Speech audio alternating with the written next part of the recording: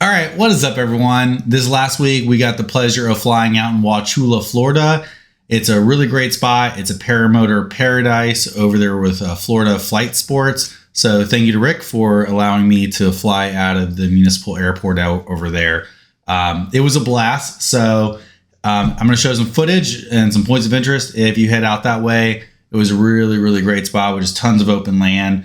And I didn't get a chance to go too far. It was really cold. It was for a Floridian, 60 degrees is cold, and it was probably a little colder up at altitude. I'm not sure by how much. I got to about 3,000 because the winds were so strong. But yeah, before we head to the video footage. That's like a new word. Here's Dusty. He just got cut. He's 12 years old, so he might look like a puppy, but my little Shih Tzu buddy. There's Buster. Buster, what's up, buddy? All right, let's take a look at this footage. So as you can see, tons of open farmland. We start off the flight here. This is initially right after takeoff. If you've never flown a paramotor, they are incredibly good at weight shifting. You can see no hands on the toggle.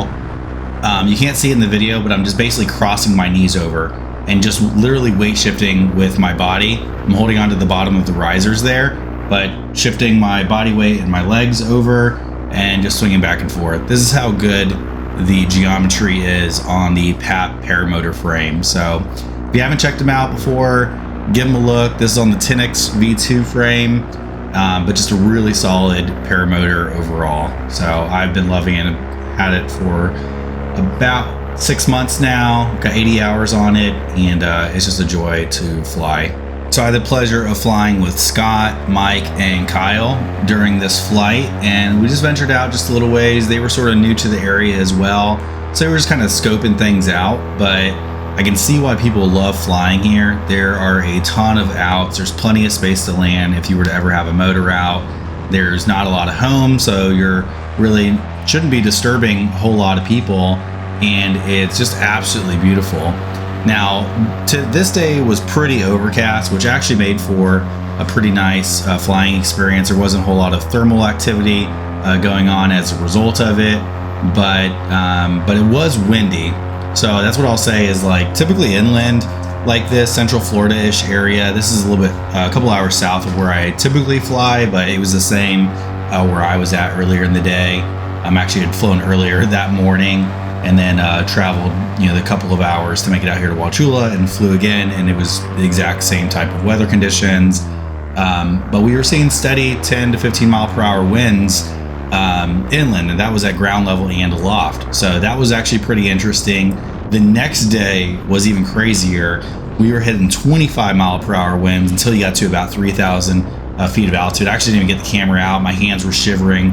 I was so cold that I just absolutely didn't want to do any sort of videography on the morning. So I think Scott ended up doing like 60 miles or something close to that morning. I was keeping pace with him for a while, I think for about an hour and a half, and I just had to turn around. I was freezing. I was so freaking cold. So, but yeah, super beautiful out here. And there's a couple of points of interest that I'll show you here as well. There's this huge piece of machinery and just some really cool landscape items as well.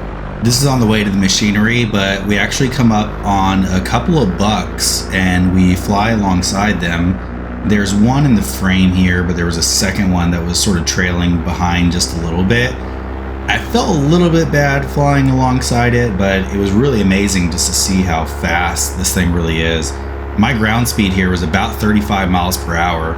So that thing is booking at probably, 40 miles an hour to stay ahead of me. I pull away because I felt bad about it, but it was really beautiful to see that deer in action there. All right, here's where we're finally coming up on this huge piece of machinery. I don't know exactly what it is used for, but this thing was absolutely humongous. So I wanted to rip it up just a little bit before getting here. So I'm on full power, just yanking and banking, just having a little bit of fun. If I haven't said it before, I love the Luna 2. It is just such a dynamic wing. It's got tons of passive safety. It's got tons of maneuverability. The launch on it is just absolutely easy. It launches as easy as an ozone. The fabric is just so light. And I just love everything about it. It's got tons of flare authority, for landing. So you can really fly it any way that you want to. It's a great all-arounder in my opinion. I think the biggest downside of it is that while you get a ton of stability and speed while in the sky, it is a little bit fuel hungry. So typically I'm averaging between 5 and 6 liters per hour. I can get a little bit better than that. I usually get 4 to 4.5 if I'm not doing any sort of maneuvers or climbing and just keeping steady cruise control. But that would be the biggest downfall of it, is that its efficiency is a little lower than some of the other wings that are out there.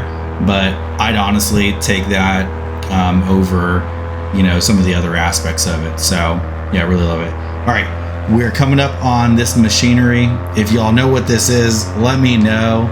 It had a ton of vultures on it. They were just perched here, just chilling. Not sure, they weren't here the next day, so not sure if this is like a typical pattern for them or not. But yeah, this thing was just mesmerizing to see in person. I'm not even sure that the GoPro does it any justice, but you can see maybe a slight comparison in the wing and myself up against this monstrosity. All right, next up were these formations. I'm not sure what was here before, but it was pretty cool. I will say it was kicking up a bit of rotor around this section, but nothing too crazy, so it was totally fine. But yeah, really thought this was interesting as well, and just a really pretty sight to fly over. The cool thing about flying out here was all the wildlife. There was a panther, a bobcat, the deer that we saw. You'll see the bobcat here maybe, if you can make it out. It runs into the brush there. I didn't get the panther on camera for what I could find in my footage, but yeah, it was pretty awesome to see everything out here. So yeah, we ended up just following this road for a little while and then crossing some power lines. We follow a train track a little bit later and just have a blast of a flight. One of the things that I've stopped doing is foot dragging these little gravel roads like this, because they kick up so many rocks into your propeller. So I still enjoy flying low and following the roads, but I'm a little skeptical about foot dragging anymore, just because I don't want to repair any more props. So I pretty much only foot drag grass if I'm going to do it nowadays, but still like to fly low. So that's what we're doing here, just kind of following the path. Also, just to point out, the back and forth on the Insta360 and the GoPro, you can tell they shoot in just totally different color profiles, and I don't know how to color correct in Premiere Pro all that well yet, so we'll see how that goes as time carries on. All right, for our next point of interest is this abandoned train. This was maybe 10-15 miles north of the Wauchula Municipal Airport, northwest, somewhere in that direction there. And just really cool to be able to see it and fly it. If you do end up flying this area, just watch out for those power lines and these poles to the left. But otherwise, a really awesome little spot to check out. One of my favorite things is coming up here on the right. I think it's the red one. Somebody writes out prom ? On the side of the train. So while I don't endorse graffiti on other people's property, I thought that was pretty hilarious to see. So check it out if you're in the area. It's a really cool little site. So my GoPro battery dies at this point. It's only been lasting like 20 or 30 minutes, so I probably need to get a new battery for it. But from here on out, we've just got some Insta360 footage, which isn't bad. But this body of water was pretty freaking awesome to take a look at. There were these huge ridges on the sides of it, so it was sort of like a tiered artificial lake, pond, whatever you want to call it. And so I decided I'd soar sort of the left-hand side of this, soar along the ridge. The Insta360 doesn't get great footage of it, but there were all of these high bushes that I sort of had to avoid as I was soaring along the ridge for it. And I felt like there was a little bit of bumpiness on it, but it was a ton of fun to ride alongside this sort of man-made hill or ridge, if you will.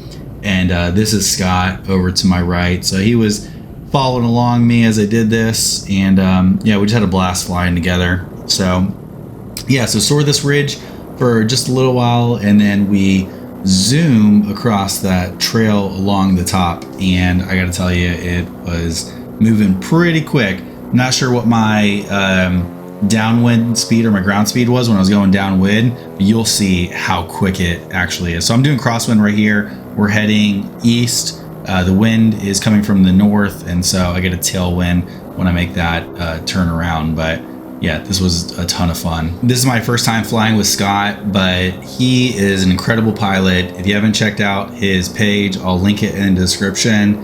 He pretty much does everything in paramotoring. He does those long distance flights, he does foot launch, he does trike, he does acro. I mean, just all around incredible pilot, and has helped me out a lot. So thank you, Scott, for just all of the feedback over these past 6 months with my learning progression, and just helped me out as I continue to push my skills to the next level as well. So it was nice to finally meet him in person after just kind of talking on Instagram and social media over this period of time. But yeah, it was a ton of fun, and I hope we have more adventures together. So this was a blast. I will lie if I say I wasn't nervous flying at this speed up here. I was worried I might hit some sink or a gust or something, and it would totally mess me up. And I feel like I kept a good distance between me and the ground, where I'd have a little bit of buffer where I could power out of it if I really needed to. But yeah, just doing a little bit of control here. You can see on the 2D steering, it really improves all of those micro adjustments that you do while you're flying, because you can pull down, you can pull in, you can pull left, right, and it makes all those adjustments. And this is another reason why I love the Luna 2. There's instant feedback. You can feel everything that's happening in the wing and make micro adjustments to your flight as a result of that. So not all wings give you that feedback, but the Luna 2 does a really great job of it. So in terms of a learning wing, if you're trying to progress your skills, the Luna is a great wing for doing that. All right, that's a little taste of the Wauchula area there. This was about 15-20 mile radius just north of the municipal airport there. I want to come back and check it out. I've heard there's a pretty cool river to check out, and I think it was Avalon Park, maybe the area to check out, which is more east of the municipal airport. So can't wait to come back again and explore even more. But hope y'all enjoyed this video. If you liked it, please subscribe and like, and I'll be coming out with some more videos here in the near future. Thanks everyone, and have a great rest of your day.